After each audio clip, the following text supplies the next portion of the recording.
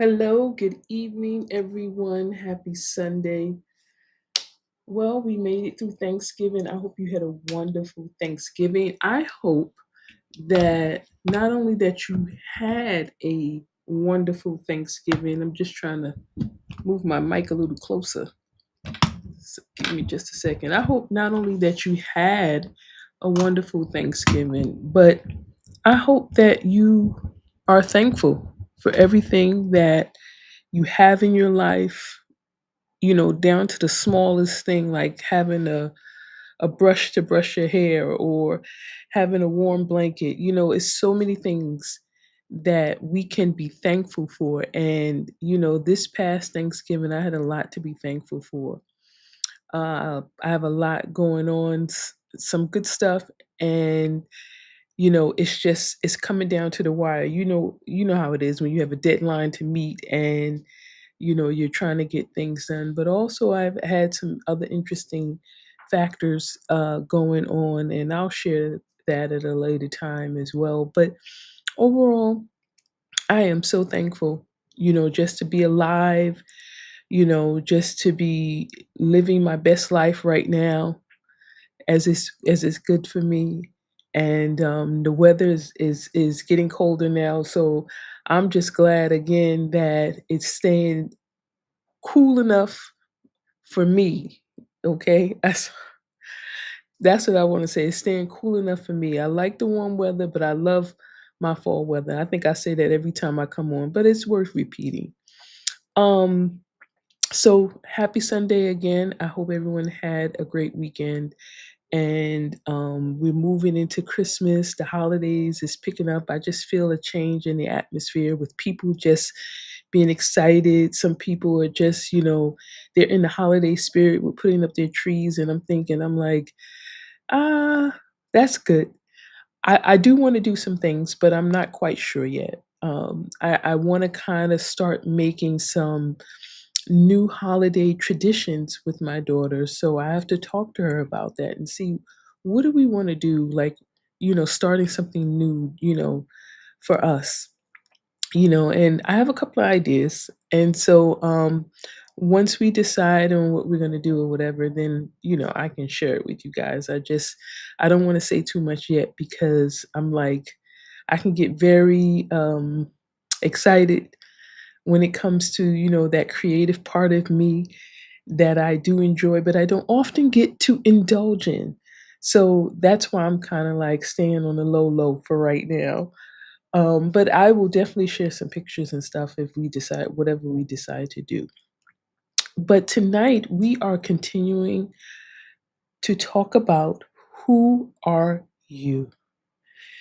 We started this a few episodes ago, and to me, I don't want to keep talking about it, but I feel like there's something new that I need to mention every week about it that I think is really relevant when it comes to parenting. Because I'm finding, and I've known this for quite some time, that a lot of people struggle in this area. They won't admit it. But a lot of people do struggle in this area. A lot of people do struggle with, perhaps loving their children. Maybe they don't feel a certain way, and there's this tension, you know what I'm saying? Maybe, it could just be that they are struggling with things. And we're going to talk about some of that tonight because, in thinking about who we are, I mentioned this before, but we have to do this assessment of ourselves. Not even an assessment, but you want to do a reflection. I think reflection is a softer word. You want to reflect on who you are. You want to reflect on how you're feeling, how you're thinking. And I talked about that last week, emotional and mental capacity. But I want to go a little further with the mental capacity because when you're talking about mental capacity, there is the idea that, you know, are you capable of making decisions? That's what mental capacity actually means. Do you have the ability to make informed decisions. That means, you're hearing information, you're able to process it, understand it, and you remember enough of it so that you can make whatever decision. And I don't know about you, but I struggled a lot of times with making decisions when it came to parenting because, like I said before, initially in the beginning episodes, I just didn't know a lot of things. I didn't know what to do and how to do it. And so, thankfully, I had my mom, my sisters, and other people I knew. But once my mom transitioned and she passed away, that just kind of changed everything for me. And I talked about that in a couple of episodes before. I think the initial episode where I started talking about who are you, and I shared a little bit of my story about where I was emotionally and mentally, and how much it really affected me, and I didn't know as a parent, but it affected my parenting. I was good to my child. I made sure that she had everything. But there were some things that was lacking and missing. And I didn't know, I didn't even understand that that was even a factor at that time. But as my daughter got older and we began to have deeper conversations about life and stuff like that, and I began to, just have these open conversations with her, we begin to share, and she reveals some things, mostly that the fact that, she wanted more from me and I just didn't have it. So, in talking about who are you, and this is episode 11, my name is Antoinette, and this is Parenting After Dark. So, thank you for joining me. I want to continue that conversation. When you're talking about mental capacity, that falls under the guise of mental health. So mental health is your it affects your overall your well-being, your emotions, your thoughts, your feelings, um, everything in general. And so with that being said, and you think about capacity, I just define capacity as your ability to make informed decisions based on information that you have heard. You were able to process that information. You were able to, memorize or remember the information enough to make that informed decision. And that decision could be ongoing for certain things. Having once you have the information that you need, you can make informed decisions. But a lot of times that may be a problem, right? And so having that ability to make those informed decisions and knowing who you are affects us as parents. I mean, that's what parenting is. You're making a lot of decisions, sometimes many in a day, many in a week, months, or years, right? You're constantly making decisions. You're constantly having to obtain information, process this information, be able to decipher. Basically, you are, you know, taking what's necessary, using that, and applying it, right? But I talked about mental capacity in the form of your prevailing thoughts. That means thoughts that you are constantly maybe thinking about, thoughts that maybe you're not um I want to say it the right way. Thoughts that maybe you have and you just don't know where they originated from. Why are you having these thoughts? Why are you thinking this way?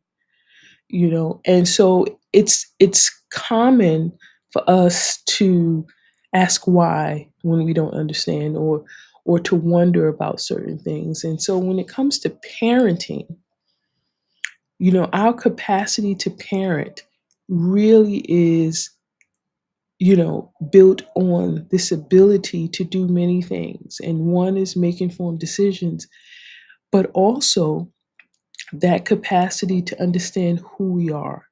Why do we do what we do? Why do we parent the way that we parent? And so, in thinking about that, I want to kind of use an example so that I can bring this in full context for you. If let's just say a person struggles constantly with feelings of unworthiness, right? They just don't feel worthy. They always feel like they have to you know, do certain things to feel worthy. There's always something there that they just don't feel up to par. And so the prevailing thoughts for that will come through in different ways, right? Um, not measuring up, um, uh, not feeling like you're good enough, and always questioning yourself, always, in doubt about yourself, about your ability. Like the thoughts can be very different, but you can have them throughout the day. If you're at work, if you're shopping, if you're going about doing your daily whatever living, these thoughts can just pop up. And sometimes we get so comfortable with these thoughts, we don't challenge them. We just feel like those are everyday thoughts. If I'm a lousy parent, I always knew I was a lousy parent. I always knew that, you know, um, I wouldn't be the best parent or whatever the thought is. You're saying, but you don't challenge it. We don't challenge it. We just go about because in some ways we believe those thoughts. We believe that we're not good enough. We believe that we can't be, great parents, or we believe that we can't do the best that we can. Whatever the thought is, we believe that. And as a result of believing that and having these thoughts and not challenging them, it translates into our parenting. And so we approach our parenting, or we parent in that way of unworthiness and, I'm just not good enough and I don't know what the heck I'm doing. And you know, this is how I'm doing it because this is how I saw my mother and father do it, and this is how I saw my aunt and uncle and my cousins. We all grew up the same way. We made it, so my kid is gonna make it too. True, they'll make it, but it'll be harder, right? Life was hard if you really sit down and think about it. There were may have been a lot of times in your life where growing up it was hard, right? Growing up for your parents, depending on what era they came from, it was hard, especially if you're people of color. I just think that, life was harder for people of color at certain points. And if you look at today's world, there's still a lot of harshness. There's still a lot of things that people of color are still dealing with. You know what I'm saying? That's very prevalent.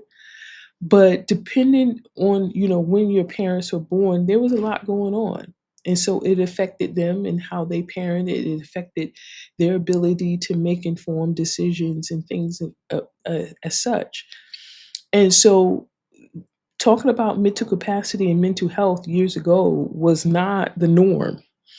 The norm was do what you need to do to survive and how you need to make it, The norm was, I'm out here hustling, I'm making money, or I'm doing this, I'm doing that, but, I'm doing the best that I can.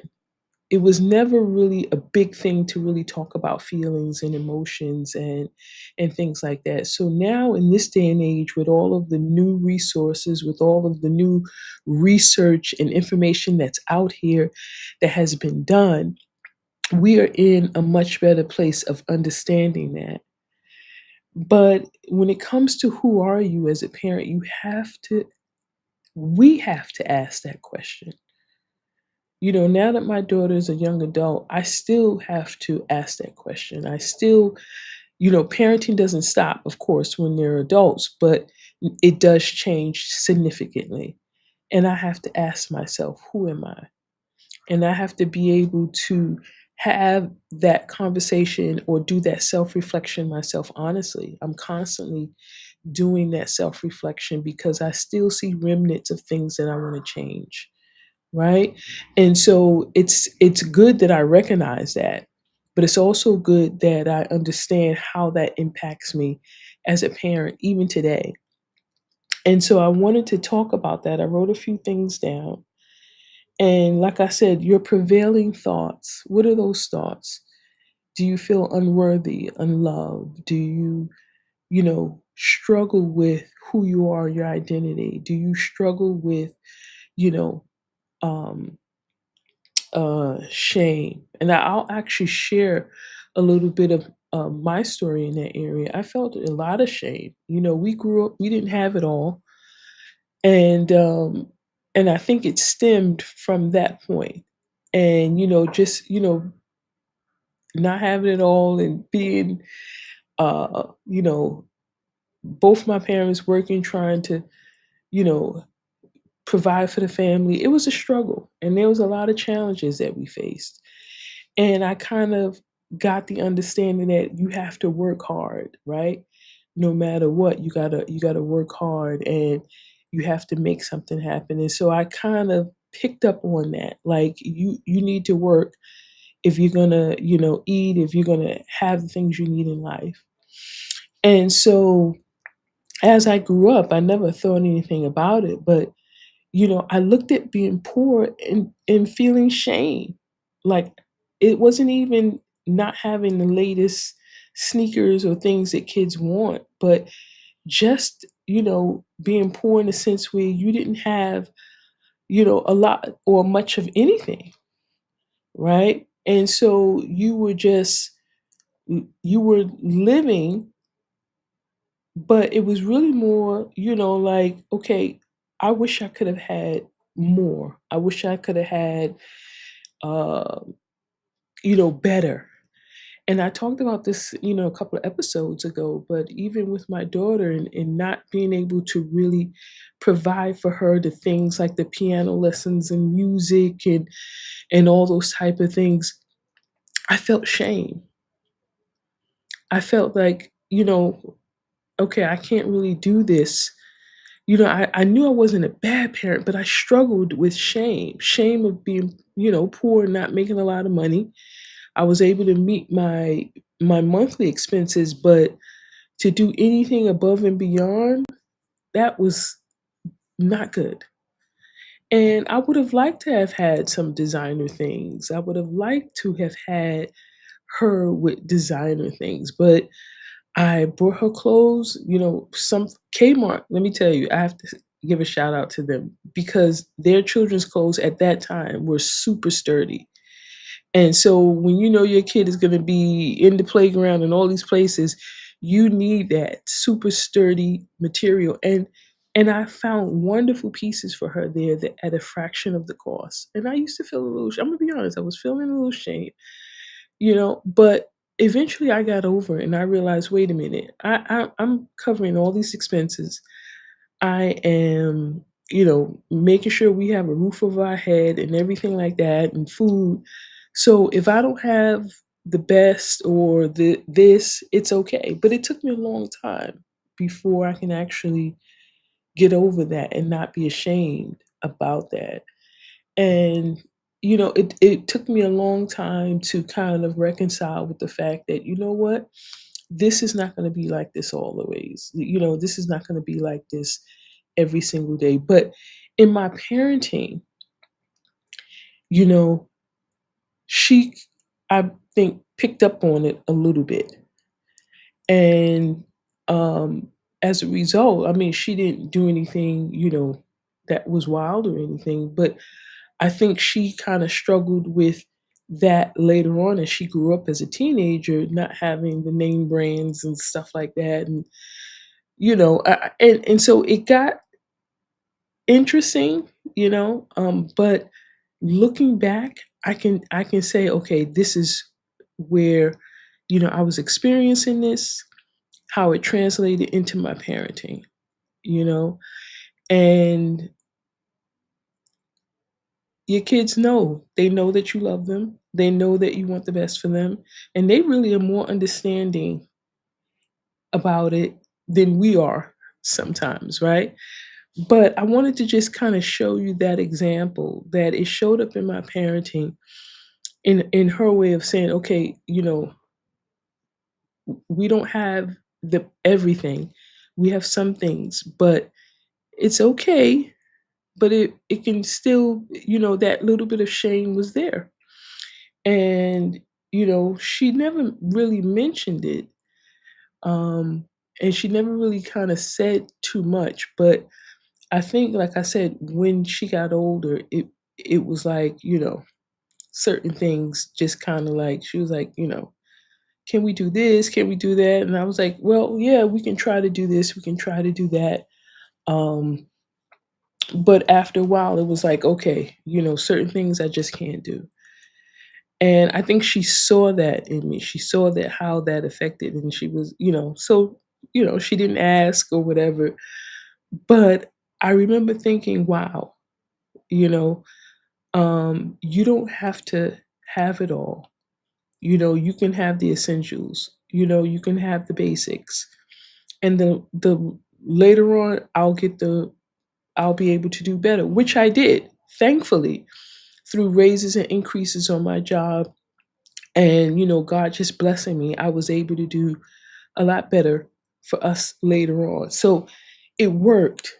It was hard at that time, but I kind of was blaming her dad, and like, if you would just help out a little more, I can do this. It was these feelings of just discontented, being discontented with him, and him not really showing up and doing what he was supposed to do. So so that manifested in me blaming him, my shame, and it just got very interesting.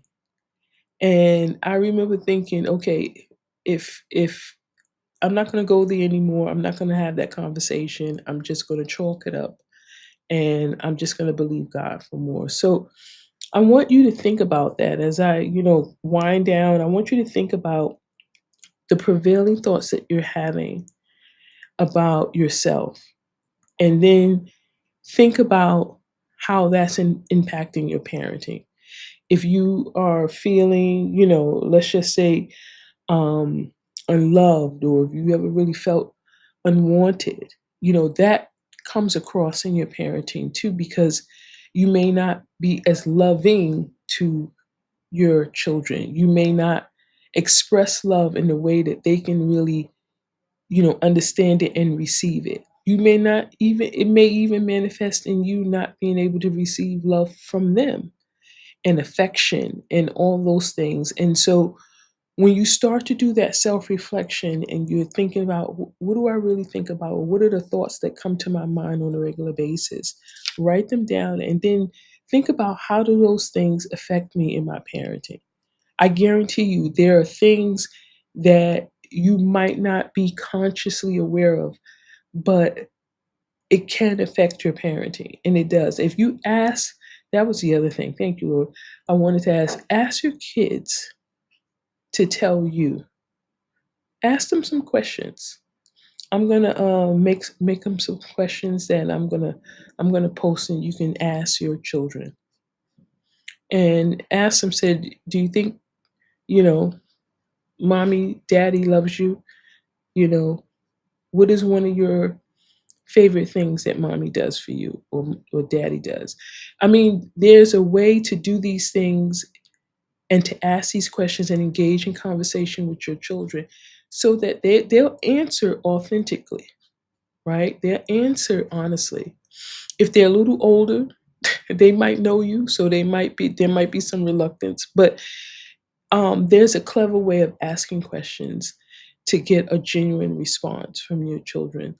So that's all I have tonight. I will see you all next week, same time, 8 o'clock, live here on YouTube at Parenting After Dark. And happy holidays. I hope you, if you are shopping or have shopped, I hope you caught the mega sales, the Cyber Monday or the Black Friday sales. I hope all of that. I hope you got the best deals possible. But, just to leave you with a bit of encouragement that you are an awesome parent, and you are loved most by God and your children, you know. And I just want to say, take time to pat yourself on the back. Take time to encourage yourself, because you deserve it. It's not about being perfect.